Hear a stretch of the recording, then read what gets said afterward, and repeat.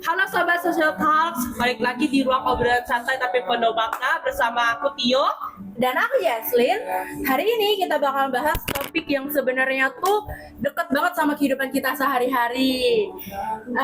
Tapi sering banget nih kita abaikan teman-teman.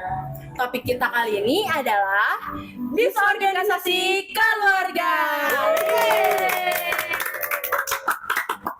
Ya, kadang orang pikir disorganisasi itu adalah hal yang sangat jauh.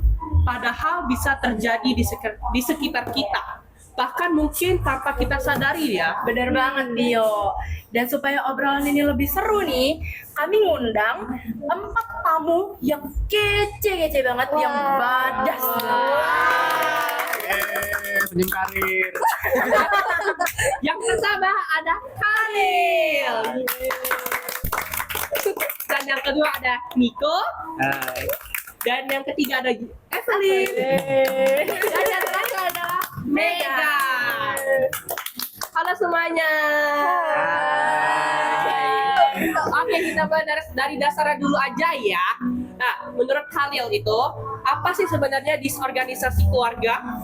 Jadi disorganisasi keluarga itu artinya adalah ketika anggota keluarga tidak bisa menjalankan tugasnya sebagaimana mestinya. Contohnya tidak bisa memberikan kasih sayang, tidak bisa memberikan bimbingan dan pendidikan dengan baik. Jadi anggota keluarga tidak berfungsi sebagaimana mestinya.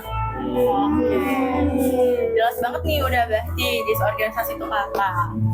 Tapi nih ada yang bilang semua keluarga tuh pasti punya masalah. Benar nggak? Benar banget. Nah, menurut kamu nih Lil, kapan sih masalah keluarga itu bisa disebut dengan disorganisasi? Jadi bisa disebut dengan disorganisasi itu adalah ketika masalah itu sudah tidak bisa diselesaikan lagi dengan dengan komunikasi yang sehat. Oke. Nah, kalau ngomong penyebab nih ya, Niko aja deh. Menurut kamu Niko, faktor apa saja yang bisa bikin keluarga nggak berfungsi secara normal? Oke, nah Kalau itu faktor- banyak banget ya faktornya. Jadi mulai dari perceraian ya, dengan narkoba, kecanduan gitu, terus ada kematian anggota keluarga. Nah, masalah-masalah ini juga bisa bersamaan membuat kondisi itu menjadi makin kompleks gitu ya. Oke. Selain itu ada faktor lain nggak nih? Ada yang mau nambahin nggak? Evelyn Ya, mungkin? ada dong pastinya. Misalnya orang tua yang terlalu sibuk kerja. Di satu sisi niatnya baik untuk menafkahi kan kebutuhan ekonomi. Tapi kalau sampai anak kehilangan figur orang tua, itu juga menjadi salah satu faktor disorganisasi. Oh, kalau itu sih aku setuju banget ya, dan aku juga mau nambahin nih. Sebenarnya disorganisasi itu bukan cuman karena apa ya, kayak faktor 1 atau 2. Sebenarnya masih banyak faktor lain yang aku mau jelasin ini ya. Menurut aku juga ada faktor dari perubahan zaman juga. Misalnya kayak gaya hidup yang modern di kota besar yang bikin keluarga tuh jadi kayak jarang kumpul gitu. Benar. Nah, lalu urbanisasi juga bikin orang yang jauh dari keluarga besar yang biasanya harusnya jadi support system tapi malah jauh gitu loh. Benar. Benar. Oke, kita kan udah tahu nih penyebabnya. Tapi dampaknya kan kita belum tahu nih. Evelyn aja nih ya, bisa nggak sih kasih contoh nyata nih, contoh nyata yang bisa bikin kebayang penonton-penontonnya udah nonton ya? Oke, contoh gampangnya itu kayak anak jadi bolos sekolah karena orang tua sibuk berantem.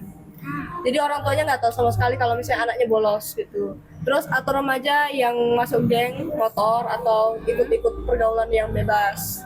Selain itu juga karena kurangnya perhatian, banyak juga kasus anak-anak trauma akibat KDRT. Wah. Nah itu tuh Iya. bikin anaknya jadi trauma banget gitu loh. Terus selain itu juga ada orang tua yang kerja di luar negeri yang bikin anaknya kurang pengawasan. Jadi kadang bisa jadi kenakalan atau yang lainnya. Oke. Bahkan nih teman-teman ya, untuk mungkin FYI aja nih, ada datanya tersendiri loh teman-teman. Kalau misalnya anak dari keluarga yang nggak harmonis, yang disorganisasi, keluarganya itu malah lebih rentan untuk ngalamin depresi, kecemasan, bahkan sulit untuk bisa bersosialisasi kayak kita nih. Jadi sebenarnya yang bagus itu tuh bukan cuma nilai sekolah aja, tapi kesehatan mental kita juga harus tetap bagus, teman-teman. Oke, betul banget sih itu ya. Dan ini juga bisa menyebar ke masyarakat ya. Jadi misalnya anak yang kehilangan pegangan gitu, nah dia ini bisa terjerumus pergaulan bebas, kriminalitas, atau juga penyalahgunaan narkoba. Nah, karena ini kalau jika keluarga banyak yang bermasalah, ini juga kena imbasnya masyarakatnya. Iya, jadi kalau diibaratkan itu jadi seperti lingkaran setan. Dikarenakan dari keluarga yang bermasalah bisa melahirkan individu yang bermasalah lagi. Kayak anak yang terkena KDRT itu kan bisa jadi pelampiasannya di sekolah dengan teman-teman sekolah kan, dari teman-teman yang lain gitu kan. Jadi sangat berdampak sekali. Wah, nah kalau begitu ya, berarti nggak cuma keluarga inti yang berperan ya. Mega aja nih, menurut kamu gimana peran lingkungan sekitarnya? Nah, kalian pada mau tahu dong kayak kenapa lingkungan Betul, itu betul. kayak penting ya? Aku kasih tahu ya, lingkungan itu tuh benar-benar penting banget ya. Baik itu di sekolah ataupun di rumah, karena itu kayak suatu bentuk pertumbuhan kita juga. Jadi misalnya nih kalian kayak ngalamin disorganisasi keluarga itu. Nah, kalian tuh sebenarnya misalnya nggak ada tempat curhat di rumah, kalian sebenarnya bisa juga di sekolah, misalnya kayak di guru BK. Nah, peran tetangga juga sebenarnya bisa sih, kayak misalnya tetangga bisa lebih peduli terhadap lingkungan sekitarnya, jadi nggak cuman cuek-cuek aja gitu. Bahkan komunitas organisasi pemuda bisa menjadi wadah positif untuk anak yang kurang perhatian cenderung di rumahnya tersebut. Benar sih. Tapi sebenarnya kalau misalnya kita lihat dari sisi yang berbeda nih, lingkungan tuh juga bisa jadi racun untuk anak loh. Kalau misalnya kita salah gitu. Misalnya anaknya malah nyari pelarian ke temen yang malah menjerumuskan dia ke hal-hal yang buruk gitu. Iya, betul banget sih ya. Itulah kenapa pendidikan karakter di sekolah itu sangat penting ya dan relevan di masa kekinian ya. Benar. Nah, aku mau nyambak ke satu hal lagi nih. Teknologi. Kan teknologi ini kan udah berkembang sangat pesat ya. Benar-benar. Menurut kalian aja nih, media sosial itu bikin keluarga makin renggang atau justru bikin jadi solusi nih? Bikin keluarga jadi Iya. makin dekat gitu ya. Oke, jadi sebenarnya ini ada dua sisi ya. Kayak pedang bermata dua. Jadi teknologi itu kalau digunakan dengan benar itu bisa bermanfaat bagus sebagai sarana belajar, komunikasi. Jadi kalau dimanfaatkan dengan baik itu bisa sehat. Sedangkan kalau dipakai dengan berlebihan bisa ada efek samping yang bahkan berbahaya. Kalau contohnya kalau keluarga itu terlalu fokus dengan gadget masing-masing, mereka jadi individualis gitu, tidak peduli satu sama lain. Dan jadi sibuk masing-masing. Nggak lucu kalau lagi di meja makan kan banyak yang sibuk dengan gadget sendiri gitu kan. Iya, aku juga sering lihat itu. Kadang-kadang orang tua tuh sibuk sama kerjaan mereka di gadgetnya gitu, yang kayak kurang bikin kalau di meja makan jadi kurang fokus sama makanan sama bisa dengerin anaknya berbicara gitu. Jadi malah anaknya kurang nyaman gitu ya Iya. barengan. Ya. Tapi kadang anak-anaknya juga kayak gitu sih. Iya, karena ngikutin orang tuanya tadi. Oke, kita masuk ke solusinya deh ya. Mega, bisa bantu buat jelasin nggak sih tentang penanggulangannya dari disorganisasi keluarga ini? Bisa banget, aku bisa jelasin menurut aku beberapa hal tentang penanggulangan disorganisasi keluarga. Jadi penanggulangan dari disorganisasi keluarga itu bisa lewat introspeksi antar keluarganya. Jadi kayak kalian itu saling terbuka gitu tentang sikap masing-masing gimana gitu. Nah, habis itu juga bisa dengan mediasi biar pikiran kalian juga bisa lebih jernih. Jadi komunikasinya tuh nggak berantakan gitu, tetap bisa dibilang lebih sehat lah gitu. Nah, habis itu juga diperluin juga penanggulangannya tuh dari sekolah. Jadi dukungan sosial dari sekolah tuh benar-benar penting banget biar kita tuh juga tumbuh jadi kayak ibaratnya tuh anak yang lebih makanya. Oke. Iklan ya guys. Iklan. Iklan. Anyway, sponsor Ini Jomo. kedai kopi Jomo ya. Lanjut Mega. Jangan lupa datang. Jadi aku bakal jelasin tentang penanggulangan disorganisasi keluarga itu. Jadi penanggulangannya itu bisa lewat introspeksi dari keluarganya sendiri. Jadi kayak kita itu kayak saling terbuka gitu. Jadi biar saling tahu sifat masing-masing dan jangan tertutup juga. Kan juga bisa dengan mediasi untuk kayak biar pikirannya lebih jernih. Jadi kalian tuh obrolannya juga gak berantakan yang bikin terjadinya disorganisasi keluarga. Nah, lalu juga bisa dari bantuan ekonomi bagi masyarakat miskin. Nah, yang itu biasanya dilakukan oleh pemerintah. Jadi sebenarnya kayak kalau misalnya kebanyakan ya, ini menurut aku kebanyakan disorganisasi keluarga itu disebabkan oleh ekonomi yang kurang tercukupi gitu. Nah, jadi ada bagusnya adanya tuh kayak bantuan sosial dari pemerintah sendiri untuk meminimalisir hal tersebut. Nah, ada juga dengan program parenting dari orang tua. Jadi kayak biar orang tua itu belajar gimana sih cara mengasuh anak tuh biar kayak tumbuh kembang dengan sehat gitu. Bener-bener. Keren banget nih penjelasannya. Iya dong. Kan kami diundang karena keren. Benar. Oh, siap. Kan penanggulangannya udah. Kalau pencegahannya gimana? Pencegahannya, aku jelasin ya. Pencegahannya itu bisa dengan komunikasi yang lebih terbuka, habis itu kasih sayang dari keluarga yang ya tulus ya, bukan terpaksa tentunya. Habis itu pembagian peran yang adil, kayak peran anak itu gimana, peran ayah ataupun peran ibunya. Lalu kalian juga perlu kayak memanajemen keuangan, karena seperti aku bilang tadi, kalau misalnya disorganisasi keluarga biasanya itu disebabkan oleh ekonomi. Jadi ada baiknya kalian bisa memanajemen uangnya biar kayak itu tuh salah satu hal yang bisa menyelesaikan konflik kalian juga sih menurut aku. Wah, keren banget nih jawabannya nih. Baik, aku tambahin ya. Kita nih juga ada pentingnya ajarin anak soal empati dan cara ngobrol ya. Jadi kita nih kalau setiap anggota keluarga tuh bermasalah, nanti gimana dong? Nanti konfliknya mudah banget dong itu muncul. Ya, mudah terjadi ya. Jadi cara ngobrol yang sehat dan rasa empati itu juga penting ya. Iya. Oke, biar nggak terlalu boring banget nih, aku bakalan bikin sesi Q&A. Oh, Biar lebih seru. Apa tuh? Dapat dia enggak? Nih, Oh, siap. Oke. tersponsor ya teman-teman. Sponsor sekali lagi. Oke. Oke, jadi nanti aku bakalan kasih kalian pertanyaan. Bebas siapapun yang jawab, tidak dipilih. Ini bukan cari cermat, Evelyn. Iya. Jadi jawabannya cukup singkat aja ya, teman-teman. Singkat dan cepat.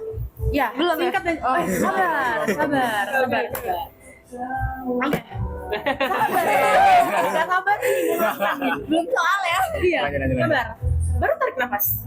Oke. Oke, soal yang pertama nih.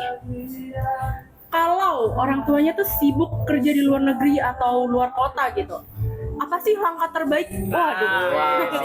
Siap.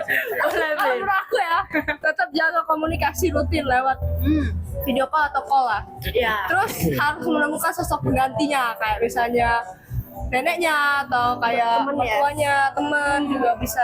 Biar anaknya nggak sendirian Iya. ya. Oke. Kerja di mana? Singapura ya?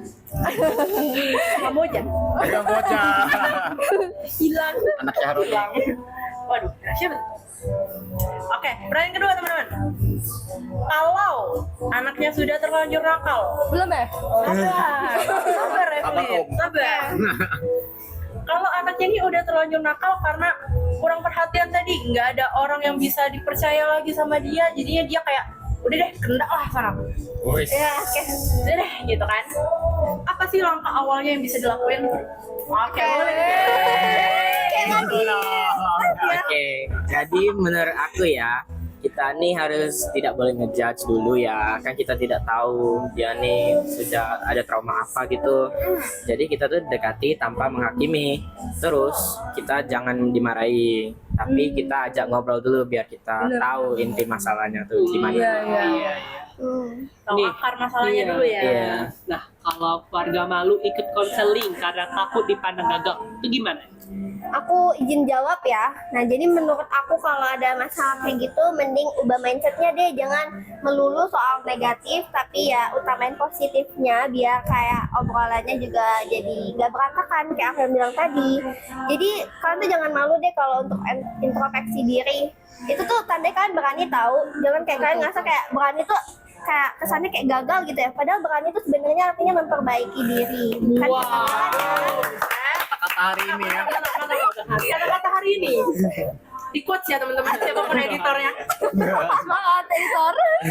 Nah, teman-teman, sebelum kita tutup sesi hari ini, gue mau dengar kata singkat dari kalian semua yang ada di sini. Wow. Apa arti keluarga yang ideal? Oke, jadi keluarga yang ideal itu bukan keluarga yang tidak punya masalah sama sekali, dikarenakan di setiap keluarga ataupun bahkan organisasi udah pasti ada masalah. Jadi kelompok kecil itu kan sudah pasti ada masalah. Jadi keluarga yang ideal itu keluarga yang bisa menghadapi masalah bersama. Keren. Second quote. Baik. Kalau menurut aku sih ya, keluarga itu tempat pulang yang bikin kita merasa nyaman gitu dan tidak merasa takut. Bener juga sih itu. Kalian pengen tahu nggak jawaban aku? Kalau Megang. Gimana kalian? Kamu duluan aja. kayak kalau menurut aku rumah itu harus yang penuh kasih. Wow, siap. Walaupun itu sederhana, karena kan banyak sekali sekarang tuh rumah itu nggak jadi tempat untuk kasih sayangnya itu nggak ada gitu sih. Jadi menurut kamu keluarga ideal tuh kayak rumah yang penuh kasih gitu ya? Yang punya kasih sayang. Walaupun Sekedar ya- material ya. Jarang banget kan yang ngomongin gitu. Iya, Bukan sekedar iya, kaya doang gitu iya. ya. Bukan cuma sekedar bangunan sih rumah di sini. Bisa aja orang. Wah, aduh. Bermakna. Selanjutnya aku kali ya, aku jelasin ya keluarga ideal menurut aku tuh gimana. Kalau menurut aku keluarga ideal tuh kayak kelompok atau tim kecil yang mereka tuh sebenarnya saling dukung gitu, nggak ada yang kayak saling menjelekkan kayak gitu tuh nggak ada. Ya baik kayak dalam waktu suka ataupun dukanya sendiri. Wow. Saling jaga juga ya. Iya, saling jaga. Oke, gila. Jawabannya tuh bagus-bagus semua nih. Quotes sudah dapat 2.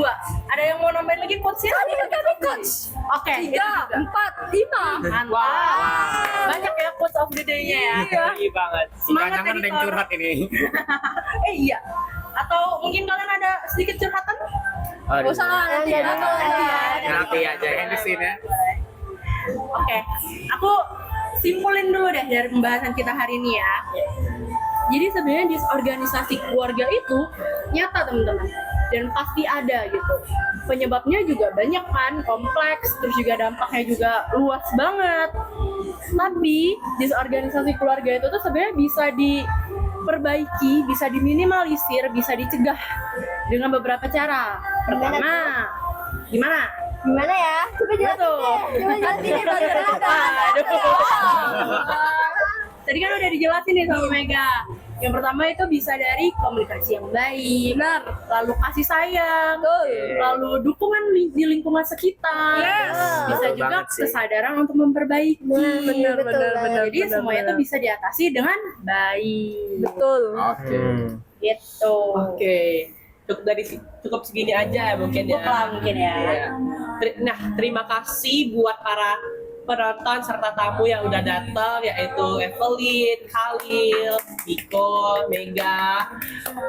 Semoga ya obrolan kali ini tuh bermanfaat dan jadi refleksi untuk kita semua.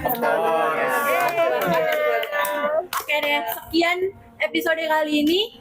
See you di episode berikutnya. Dan jangan lupa, sabar guys. Oh iya. Jangan lupa follow ya. Sabar, jangan dada-dada dulu kamu nih. Oh ya, sorry ya. Siap, bos. Jangan lupa untuk jaga keluarga kalian karena itulah fondasi kehidupan kita. Wow. Dadah. Oh, sudah ada ya. Jangan lupa